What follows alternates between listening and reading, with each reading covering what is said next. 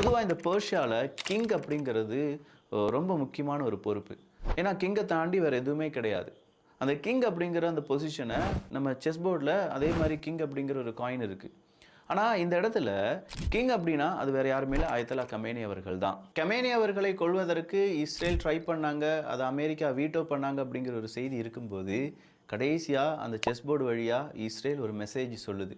எல்லா ஈரானுடைய படை வீரர்கள், அங்கே சோல்ஜர்ஸாக இருக்கட்டும், யானைப்படையாக இருக்கட்டும், குதிரையாக இருக்கட்டும், எல்லாத்தையும் அழித்து கொண்டு போட்டாச்சு. இப்போ கடைசியாக இருப்பது கிங்கு மட்டும்தான், அதாவது அயத்தல்லா கமேனி அவர்கள் மட்டும்தான்.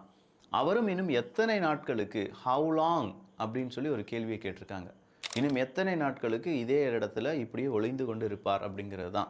அயத்தல்லா கமேனி அவர்களுடைய இருப்பிடத்தை மொசாடு கண்டுபிடிச்சிட்டாங்க அப்படிங்கிறதுனால அவருடைய இருப்பிடத்தை அடிக்கடி அவர் மாத்துறார் அப்படிங்கிற ஒரு செய்தி வெளியாகுது. இதற்கு நடுவில் 4வது F-35 விமானத்தை இஸ்ரேல் இழந்து